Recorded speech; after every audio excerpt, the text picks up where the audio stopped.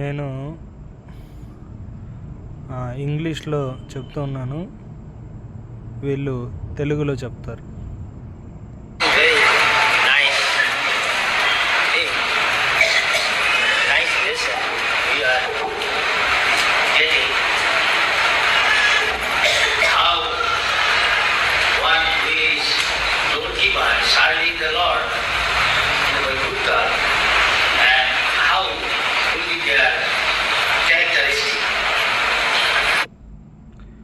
ఈ అధ్యాయంలో మనం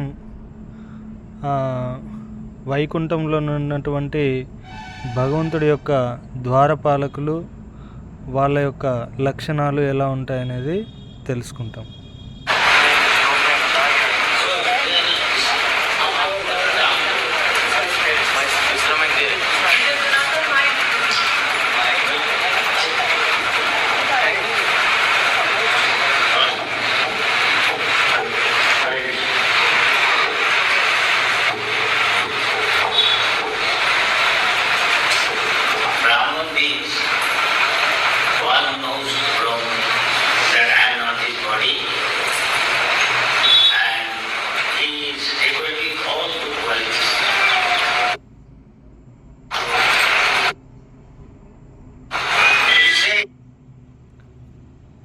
బ్రాహ్మణుడు అంటే ఎవరైతే బ్రహ్మముని తెలిసి ఉంటాడు, అంటే నేను ఈ శరీరాన్ని కాదు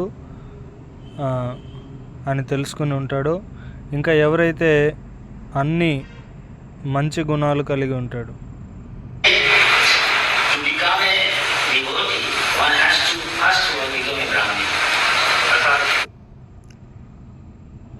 ఎవరైనా సరే భక్తుడు అవ్వాలనుకుంటే తాను మొట్టమొదట బ్రాహ్మణుడు అవ్వాలి.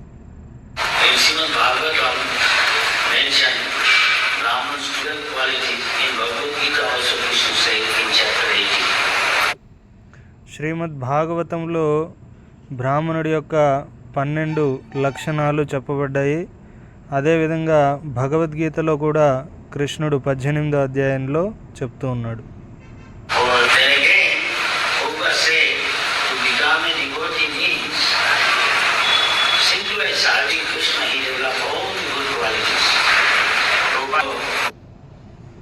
ఇంకా ప్రభుపాద్ వారు చెప్తూ ఉన్నారు, భక్తుడు అవడము అంటే కేవలం భగవంతుణ్ణి సేవించడం ద్వారా తాను అన్ని రకాల దివ్య గుణాలని పొందగలుగుతాడు.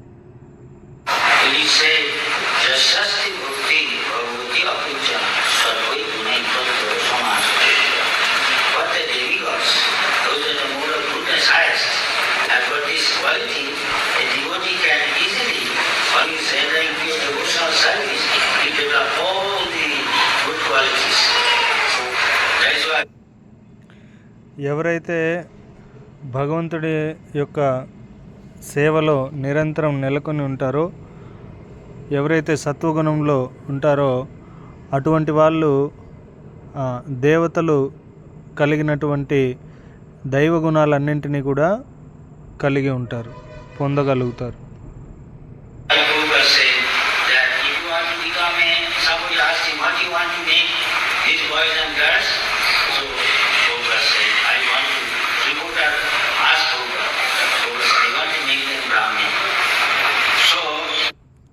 ఒకసారి ఓ పత్రికా విలేకరుడు ప్రభుపాద్ వారిని ప్రశ్నిస్తూ ఉన్నారు, మీరు ఈ యువతీ యువకులందరినీ కూడా ఏం చేయాలనుకుంటున్నారు?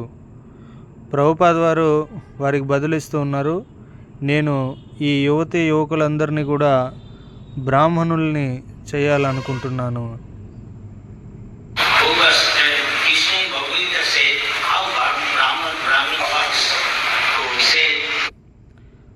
ప్రభుపాద్ వారు చెప్తున్నారు, భగవద్గీతలో కృష్ణుడు చెప్పాడు బ్రాహ్మణుడు ఎలా పని చేస్తాడు.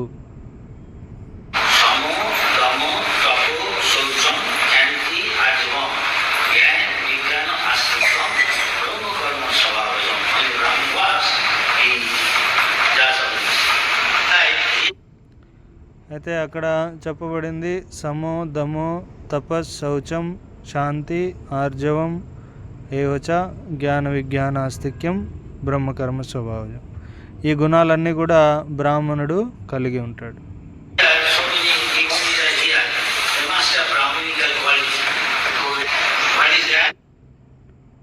ఎవరైతే భక్తులు అవ్వాలనుకుంటున్నారో వాళ్ళందరూ కూడా బ్రాహ్మణుడికి ఉండాల్సినటువంటి లక్షణాలని కలిగి ఉండాలి.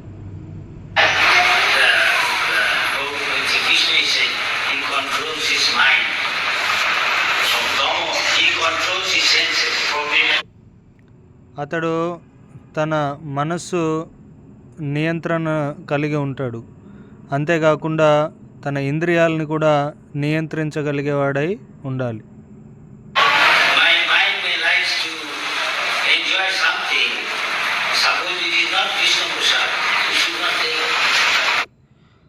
నా మనసు కృష్ణ ప్రసాదం కానిది ఏదైనా తినాలని కోరుకుంటే మనం దాన్ని స్వీకరించకూడదు.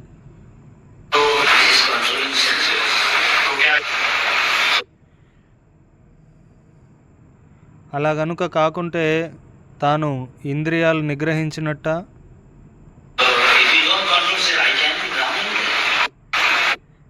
నువ్వు గనుక ఇంద్రియాలని నిగ్రహించుకోలేకపోయినట్లయితే నువ్వు బ్రాహ్మణుడిగా ఉండడానికి అర్హుడు కాదు.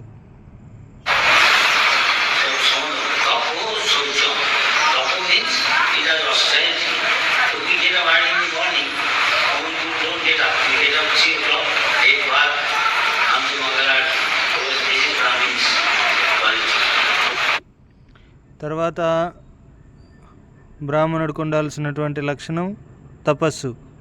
తపస్సు అంటే రోజు ఉదయం నిద్ర లేవడం, స్నానం చేయడం, మంగళారతికి రావడం. ఇది అందరూ కూడా చెయ్యరు, అందరూ తొందరగా నిద్ర లేవరు.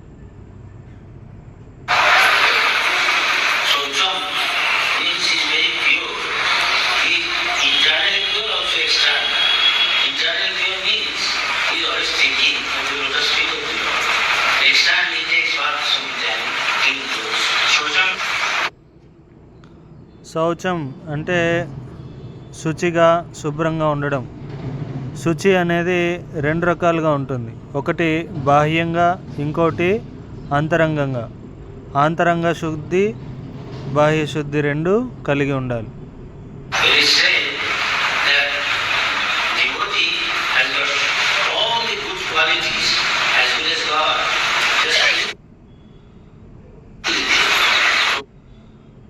ఈ రకంగా చెప్పబడుతోంది, భక్తుడనేవాడు భగవంతుడికి ఉండేటటువంటి అన్ని లక్షణాలని కలిగి ఉంటాడు, కానీ తాను స్వల్ప మాత్రంలో కలిగి ఉంటాడు.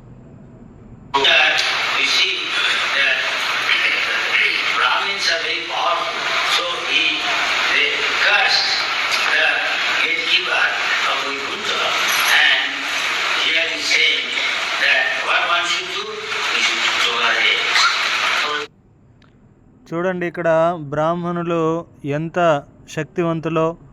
వాళ్ళు వైకుంఠంలో ఉన్నటువంటి భగవంతుడి యొక్క ద్వారపాలకులను కూడా శపించగలిగారు. అయితే మనం ఏం చేయాలి? ఓర్చుకోవాలి.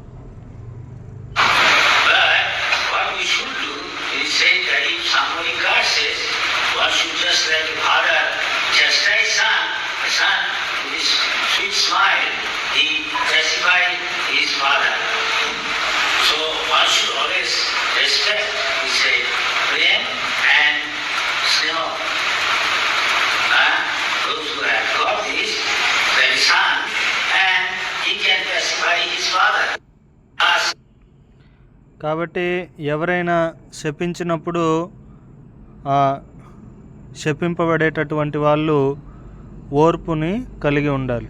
ఉదాహరణకి తండ్రి కుమారుణ్ణి దండిస్తూ ఉన్నప్పుడు, మందలిస్తూ ఉన్నప్పుడు ఆ కుమారుడు చిరునవ్వుతోటి తండ్రిని శాంతపరచగలగాలి. ఆ రకంగా ప్రేమ అనేది కలిగి ఉండాలి.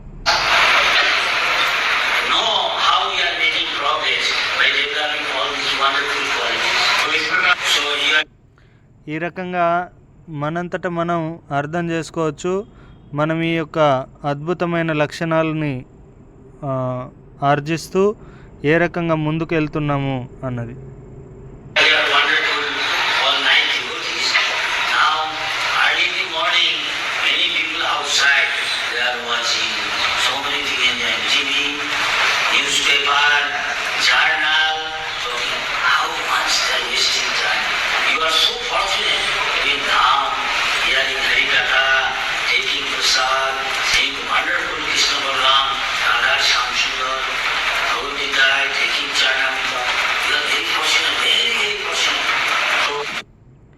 మీరందరూ కూడా ఎంతో భాగ్యవతి మరియు భాగ్యవంతులు. కాబట్టి మీరు ఇక్కడ చక్కగా రోజు ఉదయం నిద్రలేచి మంగళారతికి వస్తూ ఉన్నారు. అద్భుతమైన దివ్యమైన భగవంతుడి యొక్క స్వరూపాన్ని, కృష్ణ బలరాములను దర్శిస్తున్నారు. భక్తుల సాంగత్యంలో ఉంటున్నారు, కృష్ణ ప్రసాదాన్ని స్వీకరిస్తున్నారు. కానీ బయట వ్యక్తులు చూడండి, బయట వ్యక్తులంతా కూడా రోజు పొద్దున్న నిద్రలేసి వాళ్ళు దూరదర్శనం చూస్తూ ఉన్నారు. అంతేకాకుండా వార్తాపత్రికలు చదువుతూ ఉన్నారు, జర్నల్స్ ఇలాంటివన్నీ కూడా వాళ్ళు చదువుతూ ఎంతో సమయాన్ని వృధా చేసుకుంటూ ఉన్నారు.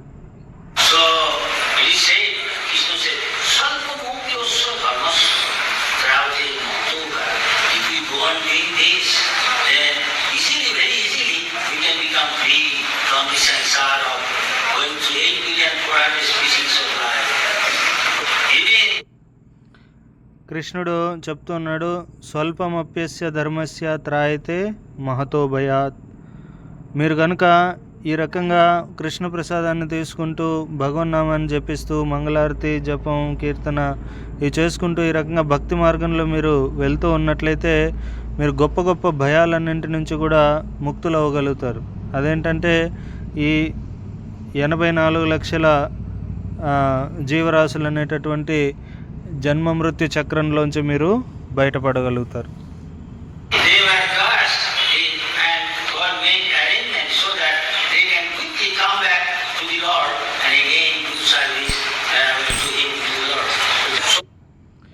అక్కడ వైకుంఠంలో ఆ ద్వారపాలకులు శపింపబడ్డారు. కానీ భగవంతుడి యొక్క కరుణ చేత ఎటువంటి ఏర్పాటు చేయబడిందంటే వాళ్ళు తిరిగి అత్యంత తొందరగా భగవంతుడిని చేరుకొని నిత్యం భగవంతుడి యొక్క సన్నిధిలో, భగవంతుడి యొక్క సేవలో ఉండేటటువంటి అవకాశాన్ని పొందారు.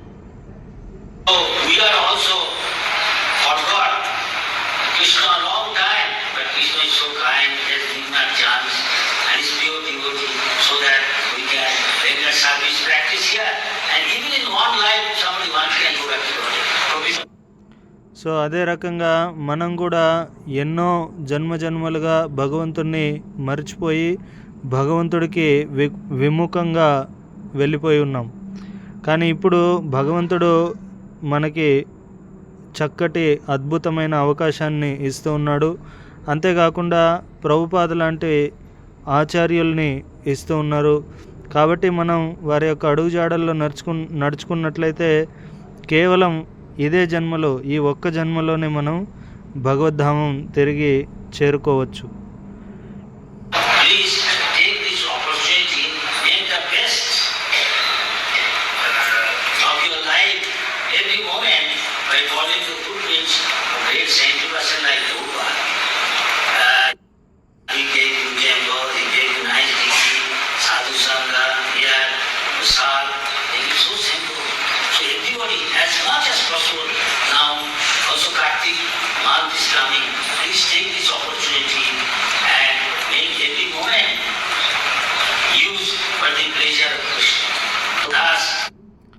ప్రభుపాద వారు మనకి ఎంతో చక్కటి అవకాశాన్ని ఇచ్చి ఉన్నారు.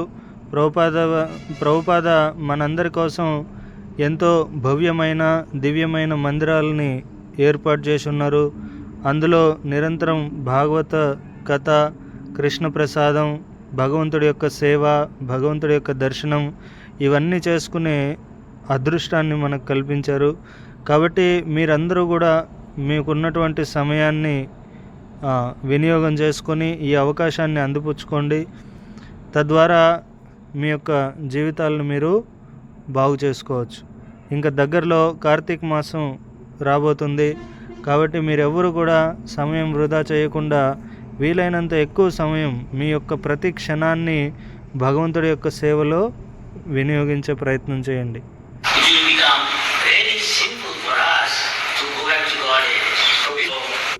ఈ రకంగా మనం భగవద్ధామం వెళ్ళడం అనేది చాలా సులభతరం అవుతుంది.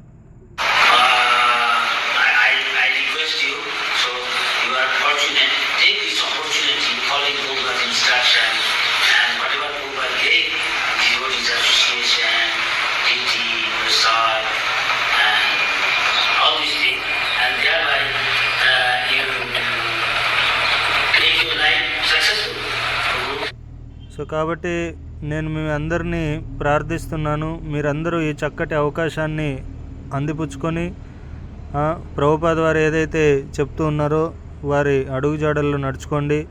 ఆ రకంగా మీరు మీ యొక్క జీవితాన్ని ఉద్ధరించుకోగలరు.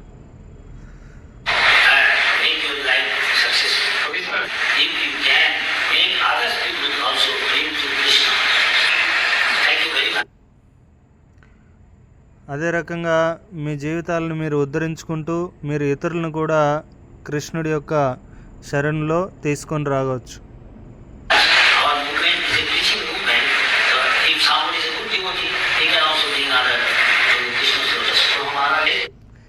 మన యొక్క సంస్థ ఈ యొక్క ఆందోళన హరే కృష్ణ ఆందోళన అనేది ప్రచార ఆందోళన, ప్రచార ఉద్యమం. సో కాబట్టి మీరందరూ కూడా కృష్ణుడి గురించి ప్రచారం చేసి ఇతరులని కృష్ణుడి యొక్క పాదాల వద్దకు తీసుకురావచ్చు.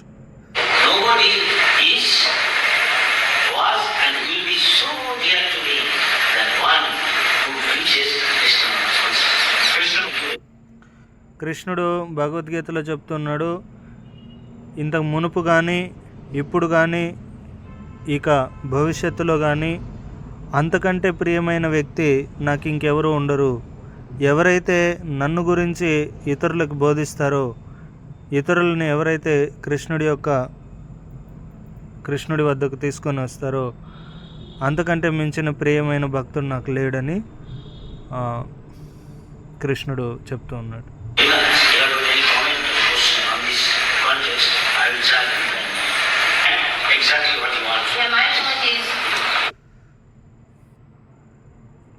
ఈ విషయానికి సంబంధించి మీకు ఎవరికైనా ప్రశ్నలు ఉంటే నేను చెప్పడానికి ప్రయత్నిస్తాను.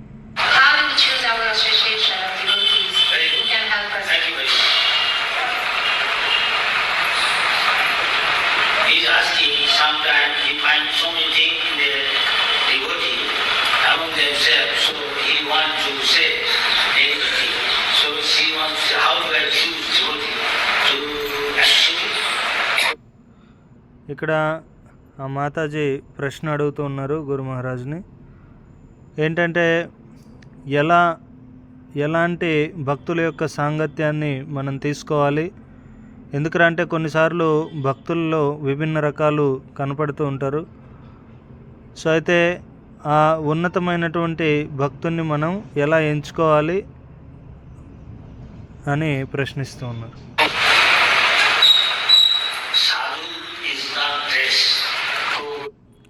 గురు మహారాజ్ చెప్తున్నారు, సాధు అనేవాడు వస్త్రాలు కాదు, లేదా వస్త్రాలు వేసుకున్నంత మాత్రాన తాను సాధువు కాదు.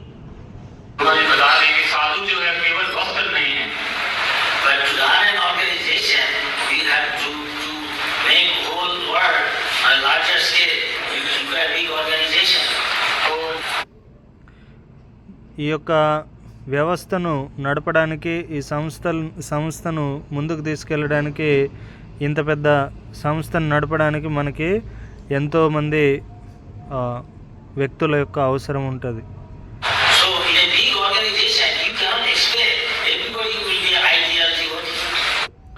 సో కాబట్టి ఇక్కడ అందరికీ కూడా ఈ యొక్క పదవులు లేదా అర్హతలు ఇవ్వబడుతూ ఉంటాయి. కానీ ఇంత పెద్ద సంస్థలో అందరూ కూడా ప్రామాణికులైన లేదా ఆదర్శవంతులైన భక్తులు ఉండాలని మనం ఆశించలేము.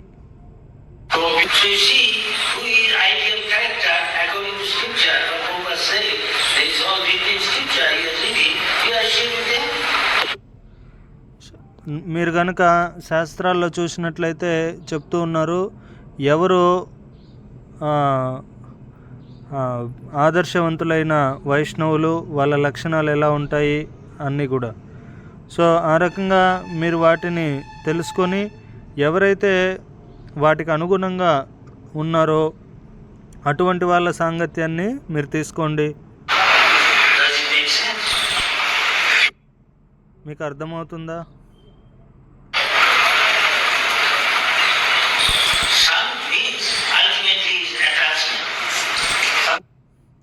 సేవ చేయడం అంటే అంతిమంగా ఆసక్తిని ఏర్పరచుకోవడం.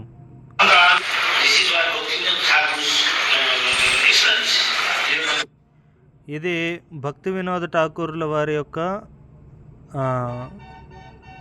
వారు ఇచ్చినటువంటి అర్థం.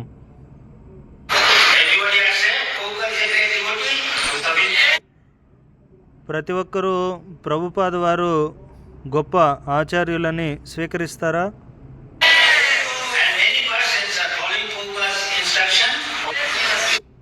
అంతేకాకుండా ఎంతోమంది ప్రభుపాద వారి యొక్క ఆజ్ఞలు పాటిస్తున్నారని మీరు ఒప్పుకుంటారా?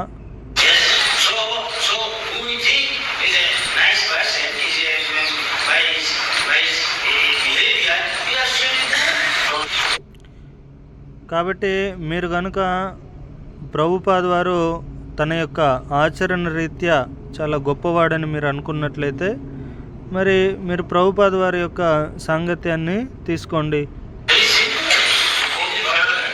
ఇది చాలా సరళం.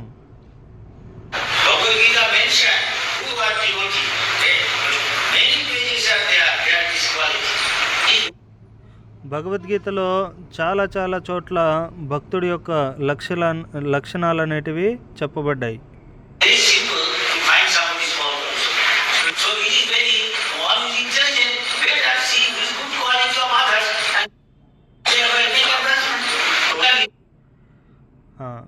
ఇతరులలో లోపాలను వెతకడం కూడా చాలా సులభం. కాబట్టి దానికంటే ఇతరుల్లో ఉన్నటువంటి మంచి లక్షణాలను గుర్తించండి.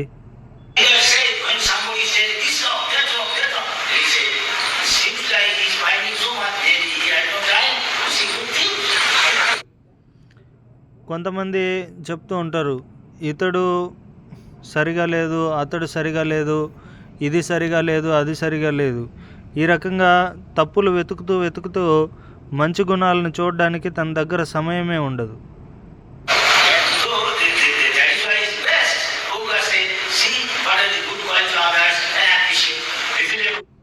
అందుకనే ప్రభుపాద వారు చెప్పారు, ఉత్తమమైనది ఏంటంటే ఇతరుల్లోని మంచి లక్షణాలను గుర్తించి వాటిని కీర్తించండి.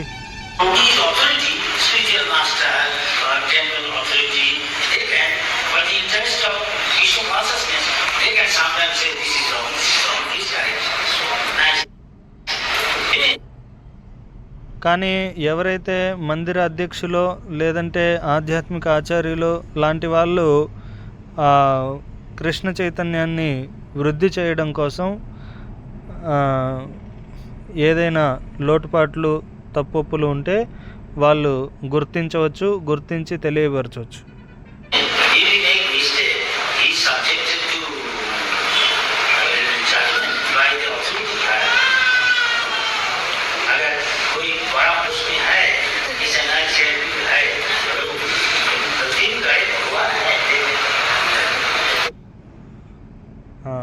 కానీ ఎవరైతే ఆ ఉన్నతమైన పదవుల్లో ఉంటారో వాళ్ళని భగవంతుడు గమనిస్తూ ఉంటాడు. వాళ్ళు కనుక ఏవైనా పొరపాట్లు చేస్తే అంతే తీవ్రమైన పరిణామాలు కూడా ఎదుర్కోవాల్సి ఉంటుంది.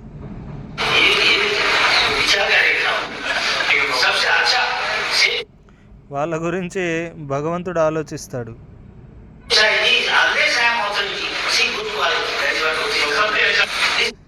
అన్నిటికంటే ఉత్తమం ఏంటంటే నేను ఒక అధికారిని కానంత వరకు ఇతరుల్లోని మంచి లక్షణాలను చూడడమే ఉత్తమం.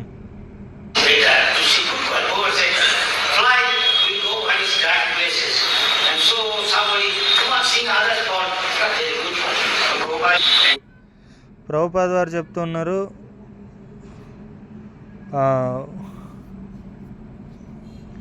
ఈ కాకులు అనేటివి ఎక్కడైతే చెత్త చెదారం ఎక్కువగా ఉంటుందో అక్కడికే వెళ్తాయి అవి.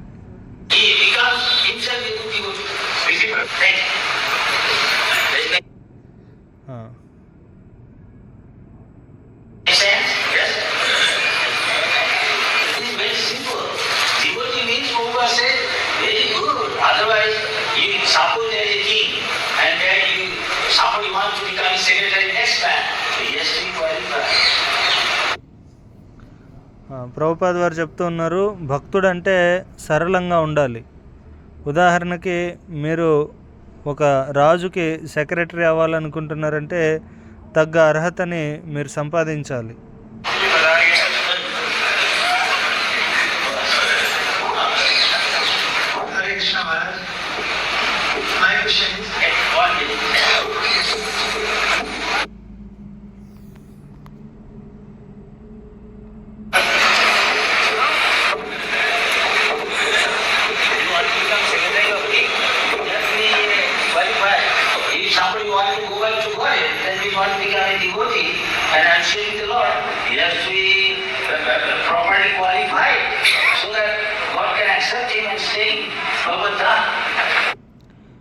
మీరు కనుక భగవంతుడి యొక్క ధామాన్ని చేరుకోవాలి, భగవద్ధామానికి తిరిగి వెళ్ళాలి అని అనుకుంటున్నట్లయితే మీరు తప్పకుండా సరైన అర్హతని పొందాలి.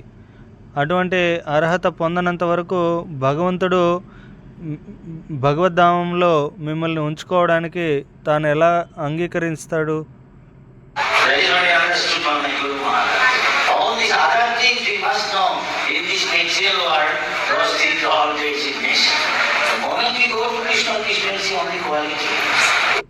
కాబట్టి మీరు ఆ అర్హతలన్నింటినీ కూడా సంపాదించుకోవాలి.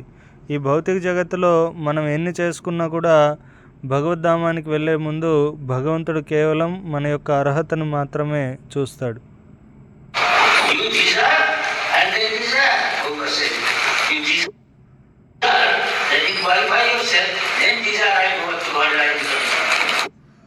ప్రభుపాద వారు చెప్తున్నారు, first you deserve and then Dzire.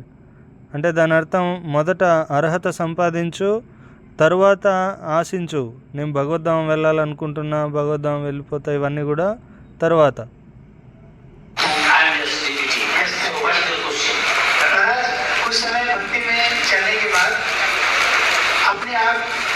हमारा जो प्रयास है वो धीमा पड़ जाता है, उसके बाद फिर कुछ समय बाद हम उस पर विचार करते हैं, फिर से उठते हैं, लेकिन बहुत लंबे समय तक उसे आगे नहीं कर पाते, तो उसका फिर ऐसा कई बार होता है। ఇక్కడ ప్రభుజీ ప్రశ్న అడుగుతూ ఉన్నారు. అయితే ప్రశ్న ఏంటంటే, మనం భక్తిలో వచ్చినప్పుడు కొంతకాలం అయ్యాక మనం బాగా భక్తి చేస్తూ ఎదుగుతూ ఉంటాం, చాలా బాగా సాధన చేసుకోగలుగుతూ ఉంటాం. కానీ కొంతకాలం గడిచాక మళ్ళీ అది ఆ తీవ్రత అనేది తగ్గిపోతూ ఉంటుంది. అయితే మనం ఎక్కువ కాలం పాటు దీర్ఘకాలం ఆ యొక్క సాధనని, ఆ స్టాండర్డ్ని మెయింటైన్ చేయాలంటే ఎలా?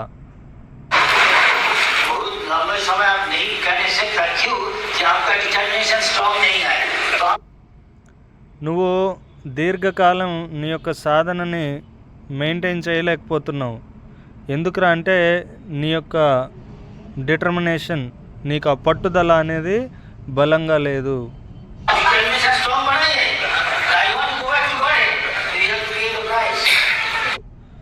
నీ యొక్క పట్టుదలని నువ్వు బలం చేసుకో, బలమైన పట్టుదలని కలిగి ఉండు. నువ్వు గనుక భగవద్ధామం వెళ్ళాలని అనుకుంటున్నట్లయితే నువ్వు దానికి తగ్గ మూల్యం చెల్లించుకోవాలి.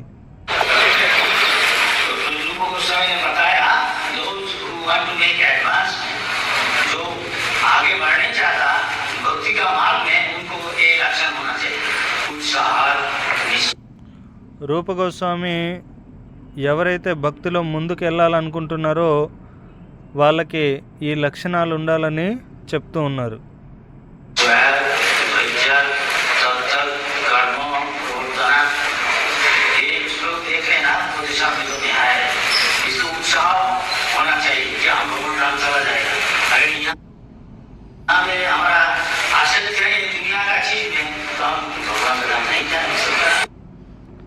రూపగోస్వామి చెప్తూ ఉన్నారు, ఉత్సాహాన్ నిశ్చయ ధైర్య తత్తత్ కర్మ ప్రవర్తనాత్ అని.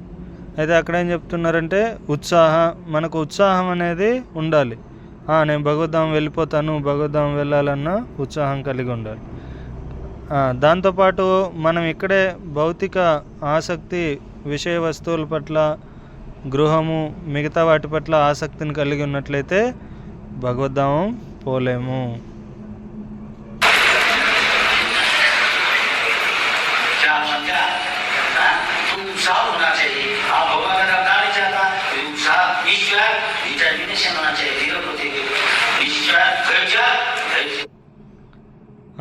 ఆ రకంగా ఉత్సాహాన్ని కలిగి ఉండాలి. ఇంకా భగవద్ధామం వెళ్ళాలని ఆశిస్తున్నట్లయితే నీకు ఆ దృఢ ప్రతిజ్ఞ అనేది కూడా కలిగి ఉండాలి.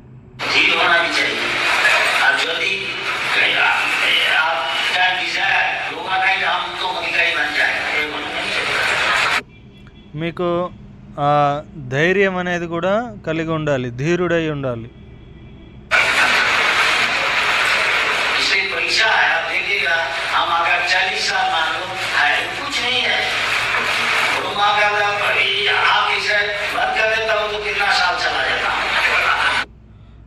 అందుకనే చెప్తూ ఉంటారు, ఉదాహరణకి నేను ఇప్పుడు 40 సంవత్సరాలుగా ఉన్నాను భక్తి మార్గంలో. ఇది చాలా అల్ప సమయం. ఎందుకంటే బ్రహ్మ యొక్క సమయం ముందు ఇది చాలా చిన్న అణువంత. బ్రహ్మ ఒక్కసారి కళ్ళు మూసి తెరిచేలోపే ఎన్నో సంవత్సరాలు గడిచిపోతాయి.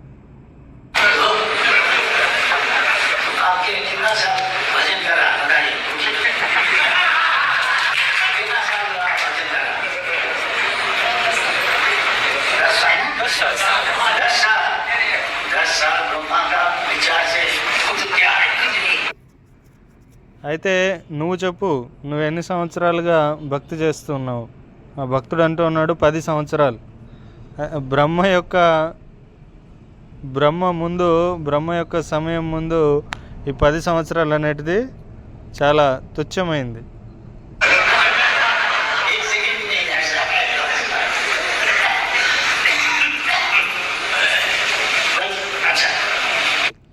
బ్రహ్మదేవుడి యొక్క సమయంతో పోల్చుకుంటే ఇదొక్క క్షణమే.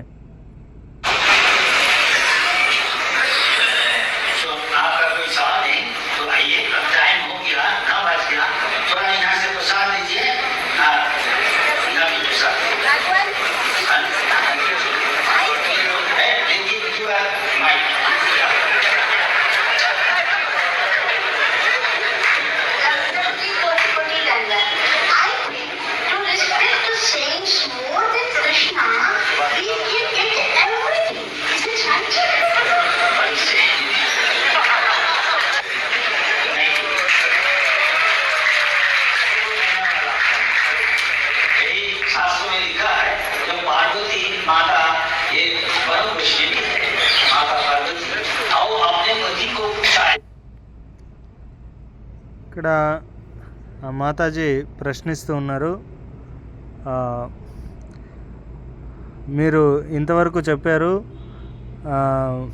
భగవంతుణ్ణి సేవించడం కంటే తన యొక్క భక్తుల్ని సేవించడం ఉత్తమమైంది అని. అయితే ఆ రకంగా తన భక్తుల్ని సేవించడం ద్వారా ఆ సేవకుడు అనేవాడు సర్వాన్ని పొందగలుగుతాడా? सबसे अच्छा किसको सेवा, सबसे बड़ा सेवा कौन है? तो शिव जी ने बताया आराधना सर्वेषां, जितना आराधना सेवा है सबसे बड़ा सेवा है विष्णु आराधनम परम। ఇది శాస్త్రాల్లో చెప్పబడింది. ఎప్పుడైతే పార్వతీదేవి శివుణ్ణి ప్రశ్నిస్తూ ఉందో అన్నిటికంటే ఉత్తమమైనటువంటి సేవ ఏంటిది, ఎవరిని సేవించటం శ్రేష్టం అని అడిగినప్పుడు శివుడు చెప్తూ ఉన్నాడు, ఆరాధనానాం విష్ణురారాధన పరం తస్మాత్ పరతరం దేవి తదియానాం సమర్చనం.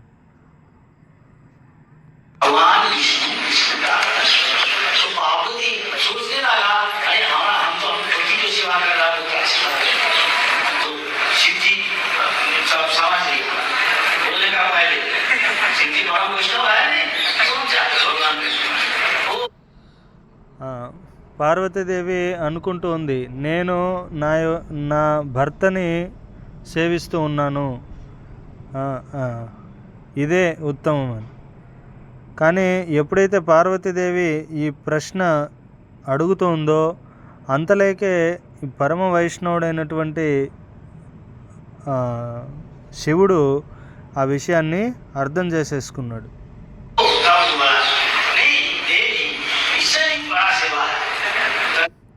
అందుకనే తాను చెప్పాడు, దేవి భగవంతుణ్ణి సేవించడం కంటే కూడా ఉత్తమమైన సేవ ఉంది.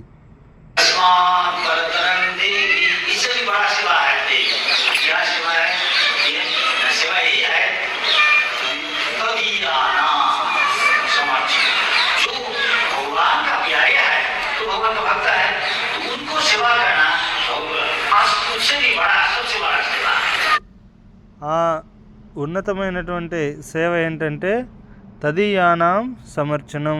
ఎవరైతే భగవంతుడికి ప్రియమైన వాళ్ళు భక్తులు, వైష్ణవులు.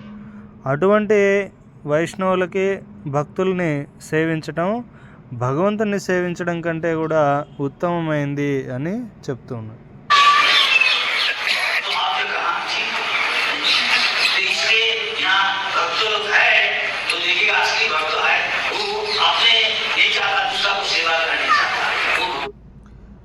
అందుకనే ఇక్కడ చూడండి, ఇంతమంది వైష్ణవులు భక్తులు ఉన్నారు.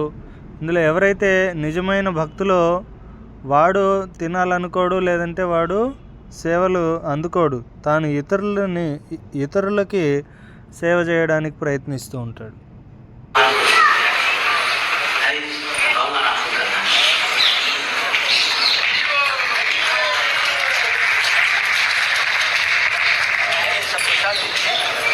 आगे प्रसाद